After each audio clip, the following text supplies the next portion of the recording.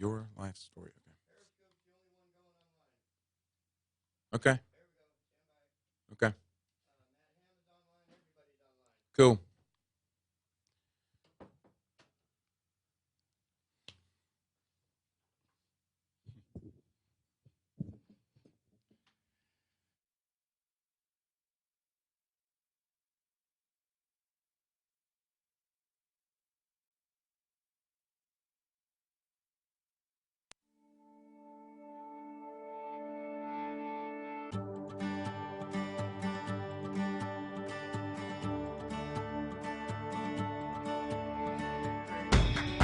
Hello and welcome to Wake Up Our Faith. This is the show where passion, purpose, and dreaming big challenge common sense. We like to think of it as a conversation to shed light on the upside of upside down living. Matt Ham, Kevin Adams. Hey. What's up, brother? How you doing? Have you got your mic? There it is. There we go. Yeah, it wasn't there, but it is. It is. So it goes perfectly with our title. That's right, man. Very, very good. Well, thanks for joining us today, everybody. We are streaming on Facebook, on YouTube, as well as Twitter. The show is also available on our podcast at iTunes, Spotify, iHeartRadio, and we are now on Rumble, BitChute, and Telegram as well. Some new channels, emerging platforms over there, so you guys can catch us everywhere. We're everywhere. And we're live here in southeastern North Carolina on 106.7 FM every Saturday and Sunday morning from 8 a.m. to 9 a.m. So thank you guys for tuning in today. So Kevin, today's title, Will Your Life's Story Be Written in Disappearing Ink? Yeah. Yes, that's the title, not yes. No, question. No, it won't be. I think that's done already. Yeah, that's we want to dig into that and listen. It comes from one of the daily text. Unless your life story is written by God through you, working with Him, it will be, not can be, maybe, it will be written in disappearing ink. In other words, anything we do outside of Him or attempt to do or aim at will fade away. Including your story, if it is not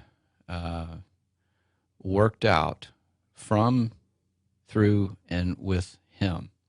The good news is He's got it all figured out for you, but you get to work with Him and choose, which goes back to the last few weeks. We're talking about dreaming. Mm-hmm. So if you do not dream, there is nothing to move into. So, really, really want to help people grab hold of this, not to create stress, but to create the nudge.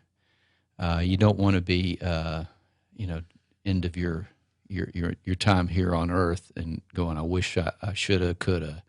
So this is a prompt again. But remember, that ink, it has to be written in His ink. Yeah. Meaning that you get to do it. He writes it, but you get to let Him work through you. So it requires some co-laboring. In fact, I've got a text today to even read to help bring this together. So it's a big topic. Well, I think it's a great concept to think through the ideas. Will you die with purpose unfulfilled, right?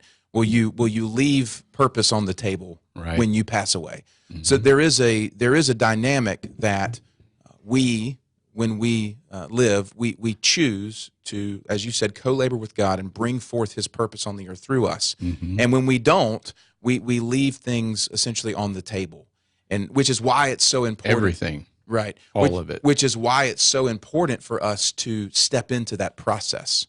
It's not just some flippant fate, you're going to float in that direction. Right. It's an active engagement and choice on our behalf. So that's it's a good way for you to kind of think about this and know that there is no other way. Otherwise, it's gone and worthless. Yeah. So just, if you go back and you listen to one of the things I try to do is go with themes that God is really impressing upon people that I work with, or things we see, themes, things that are going on with us, our culture, and just really speak to those things in a particular way that provokes and helps people move forward. So, this is not, it's not difficult. It's simple, but it's not always clear because there are plenty of self-help ideas and cliches along the way, etc. Sorry, just turning that down a little bit. But the point here, I think, is to just begin to move forward. And how do you do that? How do you paint your target, so to speak, and move toward it? It's not difficult. It just takes small steps. But looking back, if you don't do this, without a vision, people perish. So that you can't just sit there in comfort and not move forward. To much whom is given, much is required. We can pull that scripture up and read it. There's more to it than that, but that's the meat of it. So there's a lot at stake here, I think, is the point of the title. And it starts with you. And is that what you want? So you have to decide. So the decision is, that's the starting line. So to whom much is given, much is required. This is the much is required part. The much is required part is not about some list of behaviors or duties, right? It's the requirement of us is to step into this process with God, dream with Him, right? And therefore our stories will be eternal, right? Because He's the one writing them. Yeah, if you have the ability to spend time with God, He tells us to give our first fruits. He doesn't demand all of our time. It's all His anyway, but we struggle to give Him just a moment of our time. So again, but this isn't about reprimand, or it's more about developing hunger for God versus trying to build a habit. So that verse is it's Luke 12:48, and it's a pretty long verse, but I'll just read the second half of it. And this is the one most people recognize. This part of it, for everyone to whom much is given, to him much will be required, and to whom much has been committed, of him they will ask the more. So it's kind of like saying, if you have the ability, then you must act. If you don't, then your life is written in disappearing ink because you have wasted your opportunity. So it's, we talked about last week, one of the things that the antidote to fear is love. Well, how does love manifest itself? It's not just saying I love you, it's giving. What does giving look like? Well, when you individualize that and build that on top of the desires of your heart, it's pretty incredible. But if you don't take that journey and step into it, then you really just kind of circle the block over and over and over, and you don't really go anywhere. So if you have the means to simply decide and then take the next step and the next step and begin to paint your target, you will get there. But if you don't do that, one small step, two small steps, then your life will have it will fade away like everything physical.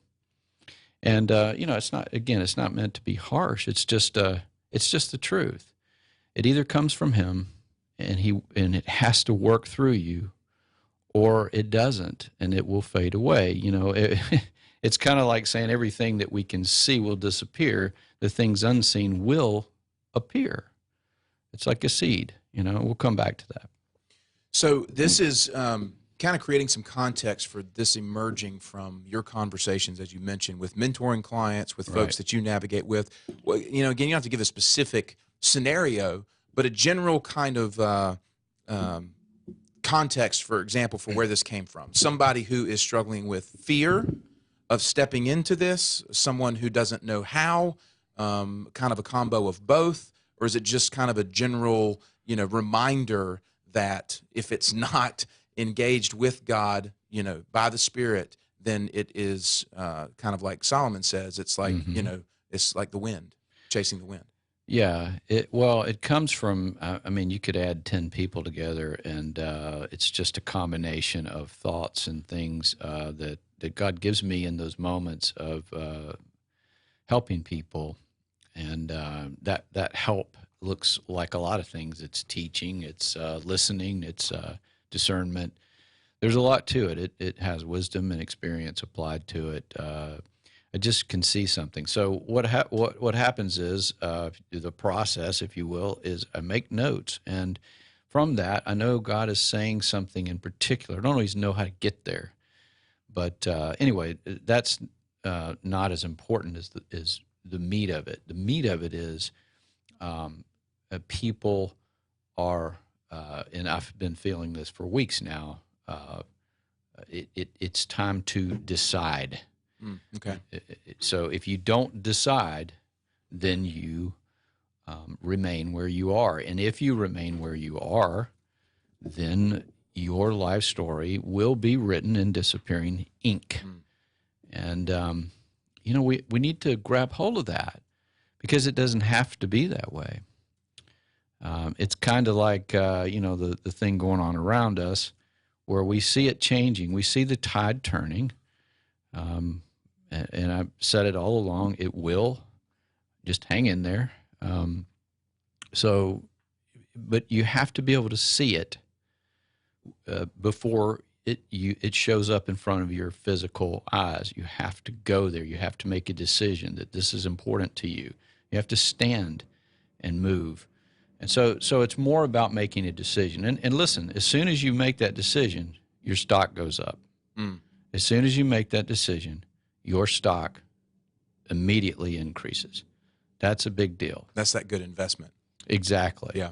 So I like the way you phrased that, Kevin, and that really brought everything to me in a nice little little Sure. packet. It's time for us, the collective us, to decide who's writing our story and how we are going to begin Right. stepping in. When we do decide that God is the one who's writing our story, Right. and we're going to co-labor with Him to write it, Yes. that's when our stock value, heavenly stock value, Yes. goes up. We become a good investment for Him, and that's when we invite that kind of miraculous, supernatural, God provision thing into Right. our existence. Yes. Okay. Yeah. Last week's title was, are you a good investment for God? So it is from that. And again, that's what I was saying is that we want to tie them together. But, at the same time, there's more to it than it's not stock advice. Yeah. So we want to make sure that it has depth to it. But again, it's the starting point in any journey is the decision to take it. It's embarking on the boat. It's getting in your car. It's just that moment. So that's what we're talking about today. We talked big picture, dreaming, sky level or unfolded newspaper. Then we've talked, down treetop level, desires of the heart, the particular things that come up over and over that you enjoy and love, that you're good at. And that would be the, maybe one page of the newspaper or the headline. And, on down to ground level, which is direction, taking one step in the right direction. And that would be a sentence. Now, you can take that out of context and not understand it. So you have to understand the whole process. But it's okay to begin to look at that sentence. Take that one step. Read a sentence. Yeah. It's like people, won't study the Bible because it's overwhelming to them. It doesn't have to be. It's very simple. So, yeah. I wanted to just read this on the air. This was from a listener. We got this kind of feedback, after last week's show. And so for anybody who missed last week's show, I just want to encourage you to go back and listen. But it's always great for us and encouraging for us when folks reach out and let us know that Sure, they're yeah. listening. And so Heck yeah. we just want to say thank you. But it said, whoo, in capital letters and exclamations. I had to pause the podcast for a minute just to say, yes, you two are amazing at blowing my mind with the way you speak so prophetically and make the confusing or overwhelming information so simple. Amen and amen. I am fired up. I love my time with God, which is all day, but my heart feels lifted and excited right now. Keep going, brothers. So she knows who that was that sent that out. But I just wanted to read that because there's a vibe happening here. There's a movement happening here. People are starting to tap into this. People who are hungry and ready to slow down and understand this process that you just said of looking at your life like the big newspaper, the column, and then the sentence. Seeing the whole picture of your faith lived out, becoming a good investment for God. So just say that as encouragement, folks, that this is moving the needle. It is shifting the environment and atmosphere, right here in the hearts and lives of individuals. And so we just encourage you guys to continue to step into this. Yeah. So here's a text that also will help. And this, I guess, I don't know if it went out today. Yeah, it did this morning. To fully become an expression of God is the great adventure of being a Christian. Remember each day that God wants to leave his fingerprints on the world through yours. And you'll not only put his will on display, your life will always unfold to the benefit of others. His expression equals living sacrifice. Now that's a lot. Listen to it again. Walk through it. If you're in our community, you've got the text. Just check it out. But this show is kind of a long version of that text. But you have to decide. So the first thing is understanding that this is an adventure with God. And his intention is to write it. In fact, he's already written it. You can see it in Psalm 139. But if you don't move toward it, in other words, if you don't decide or agree, then you cannot accept it or receive it. Think about it this way. You have to agree with God to be saved. We had to agree with him for that to happen. So it's on him. He gets the credit, but he didn't make us do it. We have to agree. We have to decide. So you have to make decisions, and that's really the beginning of it. So what is the beginning or the immediate motion or a momentum of moving forward or making a decision? What happens? And that's what we probably should talk about to paint a kind of a bigger picture or a path or the target. So think about that for a second. What goes on when you decide something? What has happened already? You have seen something. You have thought about something. You felt something. You have to feel it to hold it, to and make it a part of your belief system. If you are in traffic and you do not let it into your heart, you will forget about it. You've forgotten the bad questions on the math test from 8th grade, but you probably didn't forget the stress of that particular test that had to be done in 30 minutes, etc. So, yeah, feeling it is important, but what I'm talking about is the initial step of you have to see something. And, I've had people say to me, not recently, but early on when we started this several years ago, well, I just can't see the way you do. And, my challenge was just to simply say, well, all right, orange peel. And what do you see? Now, we were on the phone, so he couldn't see me, or I didn't have an orange peel. Remember, this guy had little kids. I said, well, what was that like Christmas morning, which was only a month earlier? And I said, can you see it? And he said, yes. I said, all right, well, we're done with this part of our discussion. You can see it. You can smell an orange without having one in front of you.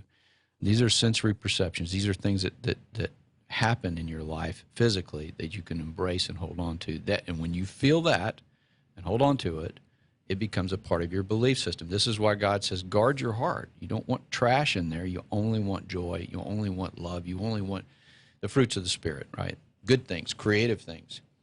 So that said, when you make a decision, you start with a target or a map. All right, so let's talk about that a second. You good so far? Yeah. I don't No. want to.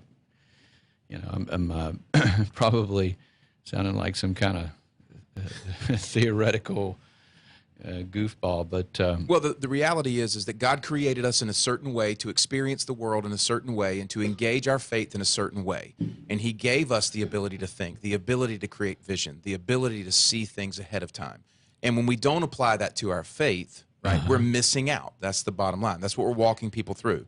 We're walking people through the process that God gave us this, and this is how you engage stepping into your good future. Sure. It starts with vision and thought, and then it moves into locking it in place by feeling, etc. So we're walking through this process is the way I'm seeing it.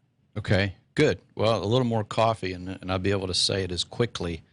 But I'm saying it in the first place, so just hang on and bear with me. But thank you for cleaning it up. The starting point. Let's say this: Have you been to California? I have been. Okay, and I've been, and a lot of people have been there, but most people on the planet have not.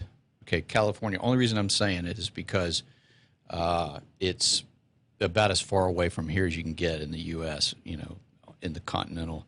So Alaska is further away, but we're talking. If we got in the car and went to California, we'd probably get on 40 or I-10 and zip over, take 4 days ish. We're on the East Coast. So if you've been there, you've actually seen it. If you've never been there, you've never seen it.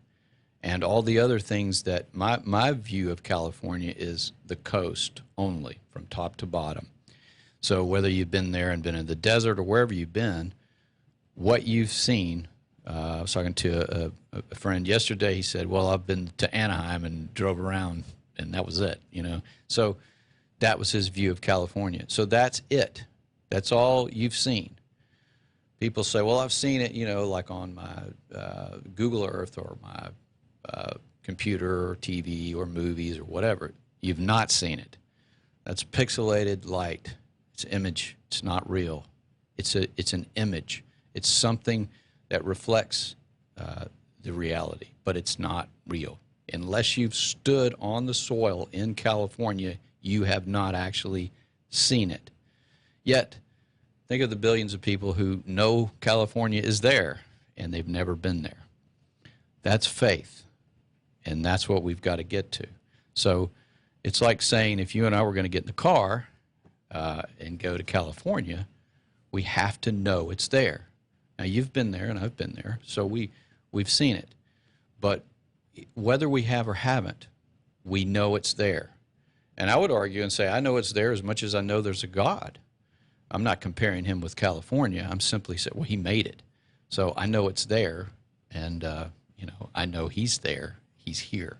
So what I'm saying is you have to grab hold of that image. You have to, and you automatically do that. But to get there, there's some other things required. So just having faith doesn't move you forward. That's my point. So what we need to add into that mix is, you wanted to talk about the cleanse, but this is in there. So it's taking the first step. The first step, and you have to make deposits, small deposits along the way. So you would stop, right? For gas and food. For gas, food, relief, stretching, whatever, and you would probably get some junk food or whatever. It's not exactly fun to be riding in a car for that long, but the trip is an adventure. It's so you take small steps of joy, and you may get some Cheetos or something if you don't usually eat those things, but most people hopefully don't. But I don't. But I might on that because why not? Kids play with little games and whatnot. So it's supposed to be fun. So one step is one leg. So whatever that looks like, that's called hope. So you need faith and hope. Faith is the direction, the map. Hope is the fuel. So you got to think of it that way. God doesn't defer hope. never has. He doesn't do things like that to us. He gives us the option. So we have to, what? Decide to be hopeful. Hope means you see the big picture, you know, the whole thing. California's there. I know it's there. I'm excited. I can't wait to see every leg along the way. Look at that monument or this landscape or this place. That's, you know, mid-level, desires of the heart. And then all the way down to you've got to decide. You've got to get in your car and go. What keeps you going is making deposits every day of fuel, which is hope. Now, I know it's a lot of stuff, but it's very simple. Yeah. So you cannot, you have to have all of this. If you don't, what happens? You think, I've got to land in California in 2 minutes, and if I don't, I'm going to throw the whole thing away. Yes. I should have never tried it in the first place. Right. It's like a person who makes a stray mark on a blank piece of paper and then throws it away. So think about that personality, and we all have that to some degree, including me. So what I'm saying is you have to get the big picture. You have to visit that thing. You have to see it. You've never seen Jesus, but yet you believe, right? So what's a daily small step? Yeah. That's the Word. That's Thanksgiving, it's time with Him, and it's also dreaming with Him. Yeah. So there's a lot there. Well, and again, what we're doing for those who are listening here, we're breaking down, you know, and giving nuggets or whetting the appetite for the process that we walk folks through when it comes to spiritual development and mentoring and discipleship, right? Right. And so now you get a picture of how we begin to teach people how they were created to have faith, how they were created to live with hope, and how to keep moving down the road. The challenge is this: people start down the journey and they get a flat tire and they go, and they get all frustrated and they turn around and go home or whatever. They lack the confidence or the courage to be persistent, which is why it's so essential to take a road trip with somebody. I mean, it'd be hard if it was just yourself, going on a road trip like that. It's great to have a companion along the way. And so we're walking folks through this idea of this is how you begin to step into writing a story with God for your life that matters and changes the atmosphere around you. Yeah, God doesn't demand that you be saved. He doesn't demand that you live out your purpose. You have to agree. You have to decide. And once you make that decision, your stock goes up. Why? Because now your potential is unleashed. Confidence rises. If you look at cryptocurrency or, gold or whatever, the dollar is falling like a rock right now and probably going to do that for a while until things change. We can offset that, but we have to do it in something where there's confidence. We have to begin to understand the bigger picture and not just wildly toss around money.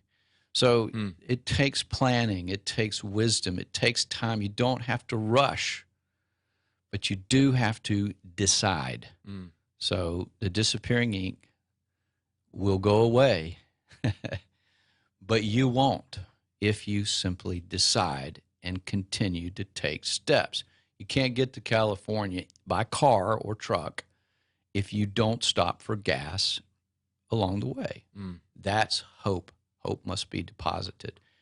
Daily steps. Simple. And we can talk about that, but this is all very simple.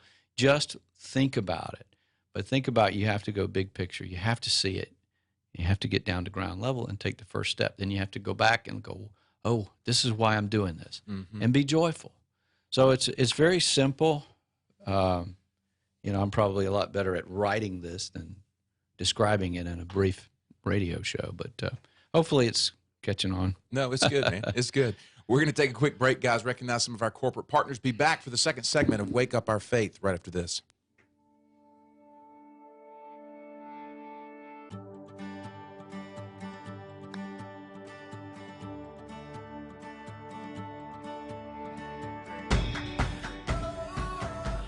Hey, everybody. Thanks so much for listening today to Wake Up Our Faith. I want to take a moment here and recognize our corporate partners for helping make the show possible. Also, too, we want to invite you guys to check out our website, youprint.life, youprint.life. You can get plugged into our community, learn more about who we are, our nonprofit movement, the Life Center. But for now, we want to recognize these corporate partners, one of them being the Rising Tide Real Estate Team. This is a full-service real estate team representing both buyers and sellers out of the Intracoastal Realty office. You can give them a call at 910-620-7177. And if you're buying a new home, or if it's time to revisit your home and auto insurance needs, give our new sponsor, TJ Dunn with Sheely Insurance Group, a call. Sheely Insurance Group is an independent agency, which means TJ can quote and compare a variety of companies to make sure you get the right coverage at the best rate. There's no charge to review your policy or get a quote. You can visit them on the web at SheelyInsurance.com or call 910-408-0300 and ask for TJ.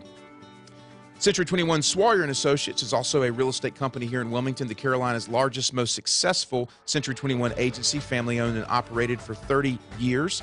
910-256-0021 if you have any additional real estate needs there.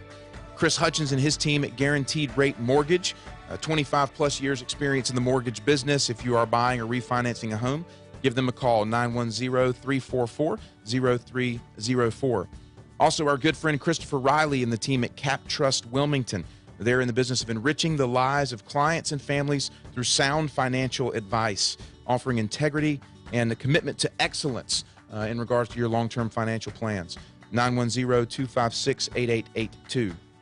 Freeman Landscaping is Eastern North Carolina's largest landscaping and irrigation firm, privately owned landscaping irrigation firm, both residential and commercial landscaping and irrigation. 910-796-1166.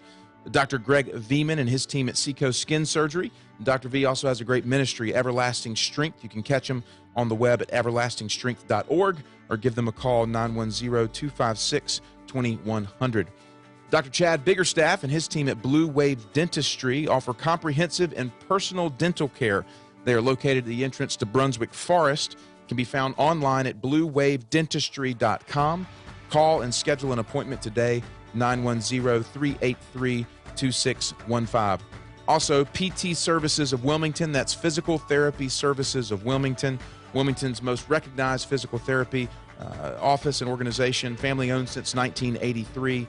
On the web, ptservicesofwilmington.com, 910-763-8286. Many thanks to all of our corporate partners, and as you can see, we have a variety of folks that are pouring into this, and plenty of folks that we can connect you with if you have any needs in your personal life. Thanks so much for listening to Wake Up Our Faith. Here we come back for the second segment of the show.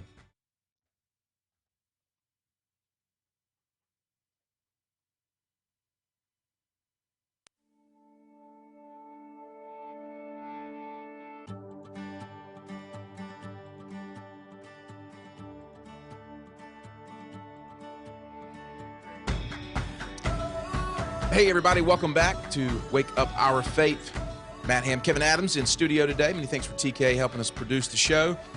We appreciate you guys tuning in. Today's question entitled the show is, will your life's story be written in disappearing ink? Diving into the process of how you begin to live by faith, practice hope daily, begin to step into co-laboring with God to live out why he put you here in the first place. So we are grateful for that. Kevin, we did have a listener question. This is from Libby Dunn. She sent it to us on the Telegram channel. And just a quick mention, anyone who's listening to our show who's not on our Telegram channel, go jump on there. It's a great way for folks who listen to the show to be able to comment back and forth, share some thoughts. We send out a ton of resources there. It's basically just a free-for-all with just how you can get tons of information, tons of content, tons of community relationships. So go to the Telegram channel.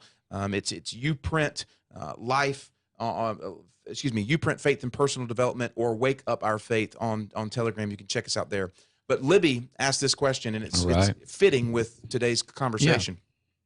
She said, can or does God ever override someone's free will in order to protect them or others?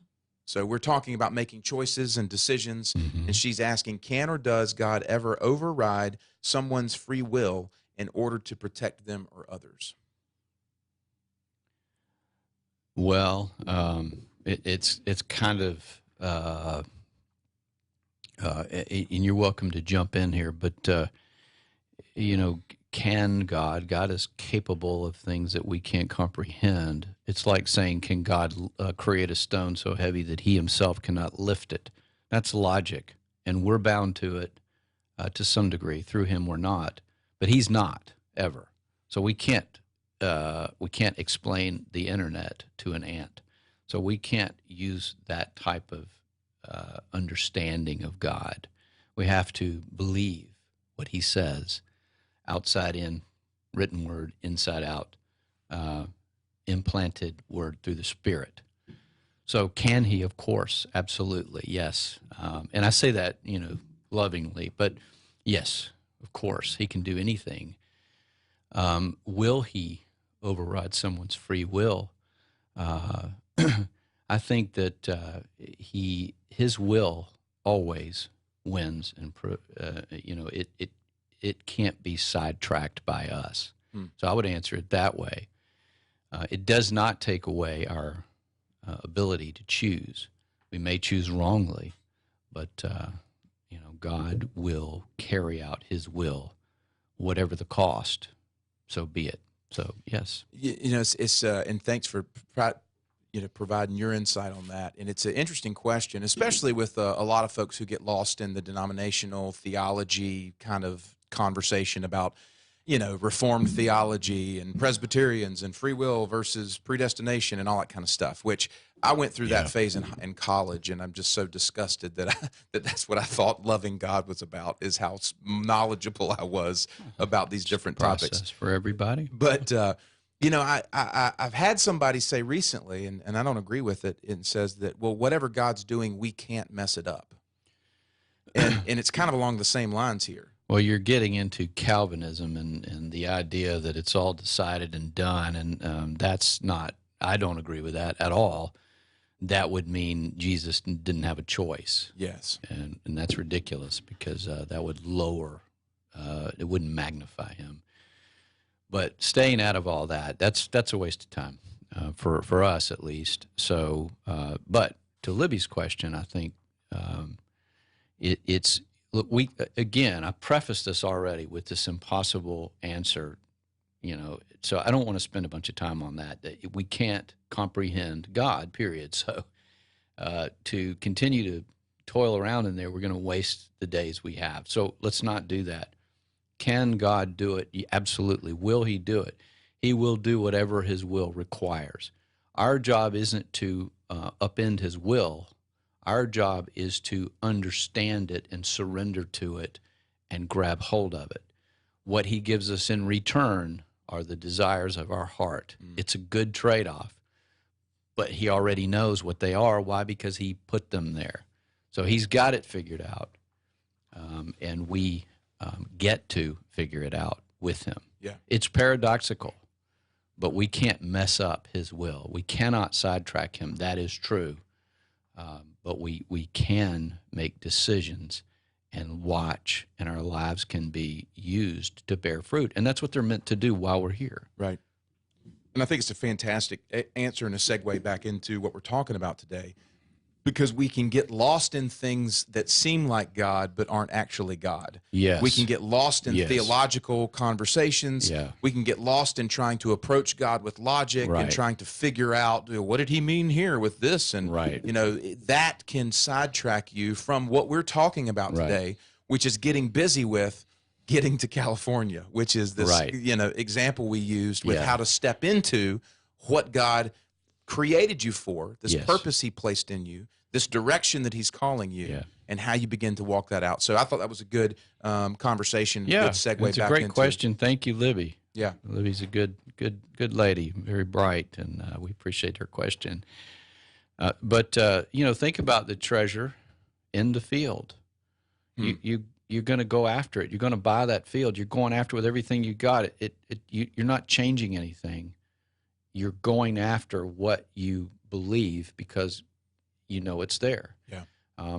God's already done it.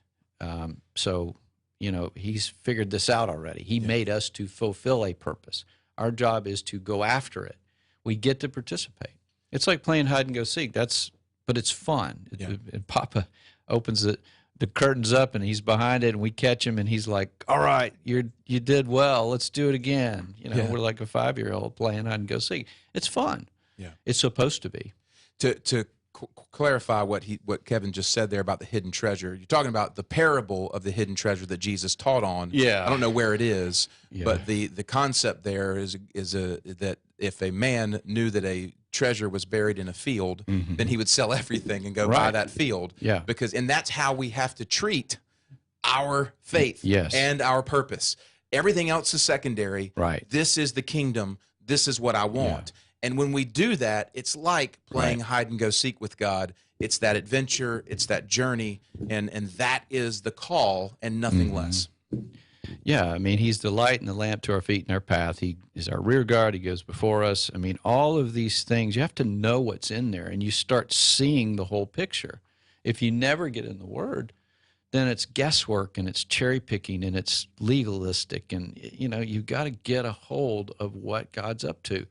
And the only way to do that really is to take it in like food, just like he says, take it into your inmost parts. Where is that? That's your core, your heart. Transition between spiritual and physical.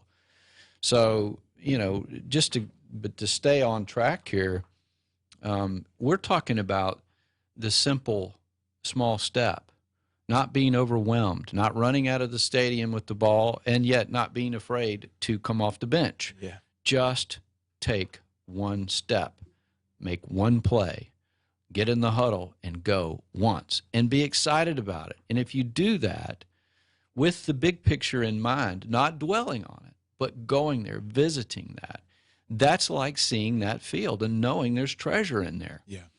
I'm not really gifted at investing, but we've been talking about that a lot, and God's put it on my heart, and that's why, I've been talking about it. But things are changing. We have to be cognizant of that from a leadership perspective. But I'm much more of I'm going to get some of that, and I'm going to hold on to it and act like I don't even have it.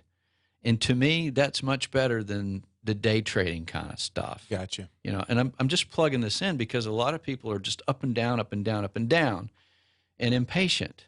And you end up wearing yourself out and getting nowhere. Remember the difference between man's economy and God's economy. All right? So man's economy looks like this. We know better, but we don't live better. Yes. One seed, this is man, this is humanism. One seed equals one tree, equals one branch, equals one apple or one piece of fruit. And that's it. So every time you plant a seed, there's one piece of fruit. Well, when you have that kind of mentality, what do? You hold on to it. You want to store them up. And one day, down the road, sometime, you'll get on with why you're here. Instead of just being this person that's storing up, which the Bible tells us, don't do that. Don't do that. God's economy, what is it? It's a seed. God knows how it grows. It's the greatest thing there is on earth, the greatest technology there is. So think about it. His economy is you still plant the seed. You're doing the same amount of labor, but your perspective is different. You plant one seed, you get a tree or whatever, but you get lots of branches and even more fruit, and from that fruit are more seeds. I mean, you do the math on that. The problem is we don't see it happening. So we turn into, whatever, brats or Yeah. But that's the problem. So we get tossed around by it. You just gave some of the best investment advice I think you could ever have. And it's interesting. You create a dynamic between someone who finds the pearl of great price or the treasure in the field and goes, that's treasure, man. I'm going to get that. Right. And I'm not going to focus on it. Yeah. Versus the person who's stressing and striving and calculating and trying to build wealth, right? Right. That is, I get credit for this because I have built this out of my playing the market right and going after it. versus somebody who just says, I'm going on with who I have been created to be. Right. But I see something that's valuable there, so I want a little bit of that. Right. And I want a little bit of that. And I love that, because so many people, when it comes to investing and finances, they're stressing and striving and trying and Yes. building and worrying Right. and looking at stock accounts and what if and hedging. And it's nonsense. It is nonsense. That's Yeah. not what God created us for. Right. Well, and I think, we're not saying don't participate. We're simply saying guard your heart, because you will make yourself sick, and you will end up missing the mark, which is, it's unproductive. It is the definition of sin in a big picture. And you're here to bear fruit. That's it. I mean, that looks very unique and different for all of us, but that's the common theme, bearing fruit. The markers are, does it honor God? Does it help people? And does it satisfy your soul? That's a mission. You are his mission. You have to become that seed. In fact, unless a seed falls to the ground and dies, so to speak, it can't reproduce. So you have to plant the seeds. Now, we're living sacrifices because of what Jesus did, but we still have to plant. So what's one seed look like? It's a decision. It's, I'm going to do one thing today. If you have a construction business and you need to do an ad, then do one ad. You don't have to get overwhelmed by, oh no, what about this? What about this community? What about that thing? Or go buy a tool. Go do something. Here's the other thing. I wanted to mention this. We get sidetracked when we do, and look, I use a lot of coffee. Look, there's nicotine, caffeine, but the biggest one is dopamine. And so let me say this. The big thing is entertainment, movies, things that they give us, they feed us that we feel good, we experience things. Now, there's a lot of toxic, ugly, evil things that we engage in, but the greatest thing that produces dopamine, and this is so cool, is giving.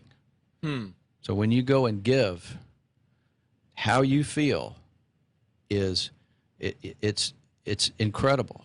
It's the best feeling there is. But if you don't take that chance, then you will never do it, and you will go to something smaller and lower and more earthly.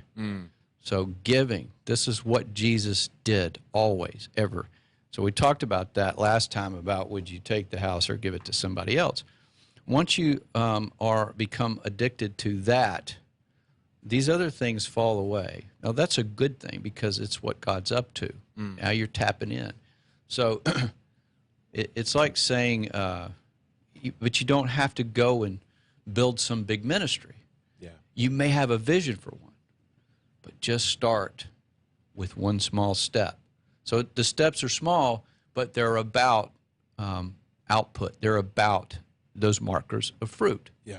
What a shift in mindset if you got up every day and said, man, how can I pour out today? Who can I bless today? How can I give of myself today? Yes. How can I give of my Can time? live that talents? way. Exactly. We should, right? That's the whole point of what we're saying is that this is how God created us to be. What we do and teach people to Amen. The reality is the world tells us and teaches us otherwise. Get, hoard, hoard. One seed equals one apple, so Yes. I'm going to hang on to it. I might give you a bite, but I'm going to white knuckle that thing. Protect. That's not God. That's fear, and that's man. It's a six. It's humanism. It's what we see going on around us. So And it's going to fail. So I joke with my buddies. I've got a group of guys here locally, and we're all big bourbon fans. You know this is no secret. Yeah. And this bourbon thing is interesting because there's this bourbon that's like the holy grail of bourbon. Like nobody can get it. And when a guy gets a bottle, it's like, I'm going to sit on this and I'm never going to open it. And I'm like, guys, what are you doing? No, if you happen to get this, let's share it with everybody. Let's do this together. Yeah, But right. what a snapshot picture of how we treat the things in our life that we have that God's given us. Yeah. Well, you've got to live. You've got to step in. You have to engage. It's okay to be a good steward. I mean, that's a good thing, but that's not why you're here. It's like saying you're here just to reproduce, or you're here just to have a good wedding day, or I mean, something like that. That you mature and you go, wait a minute, God put me here to fulfill some purpose. Yes. And I'm going to get on with that. That's going to dovetail into my family, and all of those things work together. But these are blessings. God doesn't call children our purpose. They are the fruit of the womb or the fruit of our loins. They were blessings. They're not purpose. You run a daycare, maybe that's purpose. But God blesses us with abundance because he loves us and because he wants us to be free and our needs met. But the things that we want, we have to go after. He doesn't keep them from us, but they're the desires of our heart. We have to go after them. It requires that input. It doesn't mean you got to stress over it. It means you got to get excited about it, like Christmas morning. But there's a great quote by Thoreau, and it's really, it speaks to me a lot. I didn't even. I've known about it for 4 or 5 years, but every once in a while I'll look at it. But it says, how vain it is to sit down to write when you've not stood up to live, or when you've not first stood up to live. So you don't get to just be there without taking the steps. And we're experiencing that with our freedom right now. This has to change, but it has to be. You don't build the roof. You've got to build the foundation. So when you look at our governmental landscape, all of these crazy things we're seeing, it's happening, right? But it's very slow. It's seed planting. That's how God operates. So it doesn't mean you can't write, so to speak. It means you've got to live so that you have something to write about. Amen. The journey is part of the process. So enjoy it and go, but give in the process, and you will reap the benefits, 30, 60, 100-fold. It can't fail. It's why we're sitting here right now. Well, to this point, there's so many people in culture right now who want to write per se. They want to do the thing they were created to do, but they're unwilling to go through the process of preparation because we've grown up in a world where we've been conditioned to believe that we can have things instantaneously, which is not the way it works. I was having this conversation with my wife, watching my sons play baseball, being around a lot of kids. I'm sorry, but there is a massive, massive problem with the next generation that's being created in our children. And it is a weak generation that knows how to operate iPads, but doesn't know how to put in the effort, right. To work toward some goal. Yeah. And my wife and I have been like, we are not going to participate in this with our kids, and just the pampering and just all the nonsense that's going on. Yeah. But you're not training up a child in the way he should go. You're appeasing something in them in a moment to avoid the confrontation or the argument or whatever. Right. And we have to be a people who are willing to say no more. And we ourselves have to be willing to go through the preparation season. Yeah. And that's what's going to shift culture, and that's what's going to make an impact and a difference in the days ahead.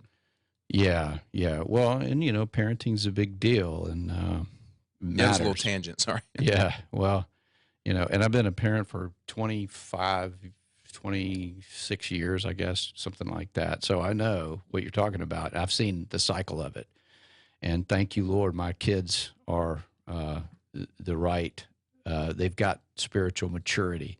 See, part of what we're doing here is we want to build out people's dreams. We want to create businesses, and we're going to do all that. We are doing some of that. But that's the tangible stuff. I've heard so many people say, yeah, I don't mind feeding a homeless guy, but I really want to pour into somebody who's attached to their purpose, who's doing something, going somewhere. And our point, and my point in the beginning of this, and what I do is foundational to this. We will do that all day long, but we have to start with spiritual maturity. We have to mature people spiritually before you can pour into them. Yes. And I didn't start out with much, but but what I have, I'm going to pour it into people. Well, it's huge, because if you build on top of that, everything you do will come from that. It's building your house on the rock. That has been missing, not only from this generation, but for a while, even my generation. Yeah. Because it's discipleship, because it takes time. What do people not want to do? I don't want to sit down and talk. I don't want counseling. I don't need this. Okay, whatever, call it what you want. It's just discipleship. But that's what we do. Why do we do that? We're not a discipleship ministry. We are an incredible organization that will take you from spiritual all the way out to wherever you want to go and help you create that and seed it. And the more we grow, the more opportunities and resources we'll have to do that. And we have the right heart to do it, where most people will not. Why? Because they want to hold on. We're not holding on to anything. Yeah. Seriously. Here we go. It'd be real easy to go the other way. And I say that every week, but anyway. So, well, one of the things, and mention here, we've got a few minutes before we wrap up today's show.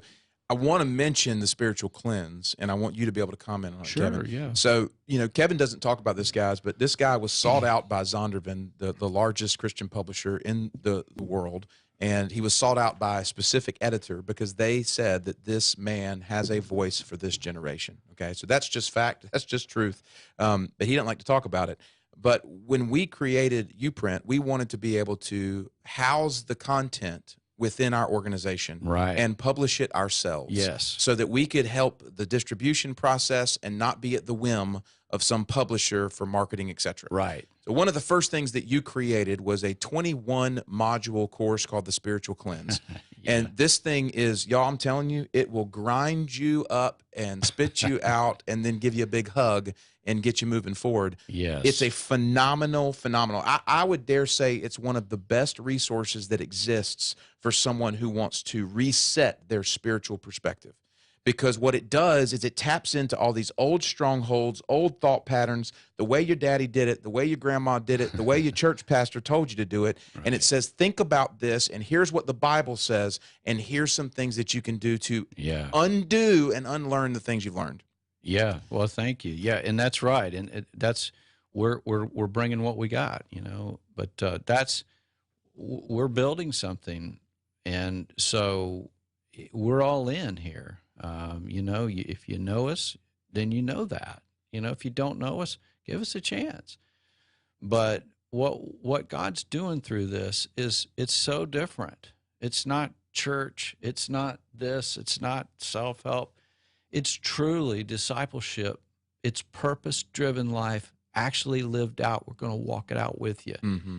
And things like the cleanse help in the beginning because so many people are jacked up from traumas. Mm-hmm. And I was too, but I had to sit still and learn.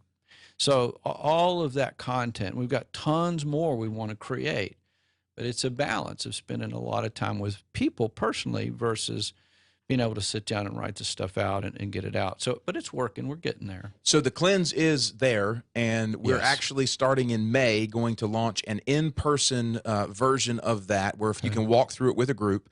We've got two folks who I would say graduated from the cleanse. They've gone through it. They've gone through mentoring. Yeah. Rhonda Kelly, Todd Devine are going to be leading that. Yeah. We're going to do in-person meetings here in Wilmington for those who are local and want to join that. It's a wonderful, it's going to be a 7-week thing. It's just going to be great. So if you want to learn about that, do reach out to us because there's going to be a limited number of spaces to fill. You can email me, info@uprint.life. We'll check that. You can reach out by phone call, 910-805-8330. We're also looking to do a Zoom version of that for folks and listeners who are not local, and we can do that from a distance. So we're getting some interest from kind of a regional listenership as well. Yeah. So I want to let you guys know is the Spiritual Cleanse is starting in May, and we need to get that underway. You guys jump in with us. So, Kevin, I know we got about a minute before we need to go today. Any final thoughts as we wrap up? Yeah, I think just remember the title. God has written your life out, but you get to be the hand and the pen that he moves. So you do get to participate. We're not robots. And so, but it's a co-laboring. It's the most beautiful, ingenious thing ever. and that's an understatement. All you have to do is just go, take one step, but do it with joy. Guard your heart, move forward, plant seeds, and his economy will begin to take shape. And that's what we're seeing with what we're doing. We've been at this now, 5 years or so, Yep. and it's germinating. So we're leading the way. Just do it, and we're here to help you do it. Yeah. With any possible way we can. Amen. Well, brother, thank you so much. Thanks to our listeners, everybody who tuned in today. Connect with us on the web, uprint.life, and we'll see you back next week for another episode of Wake Up Our Faith.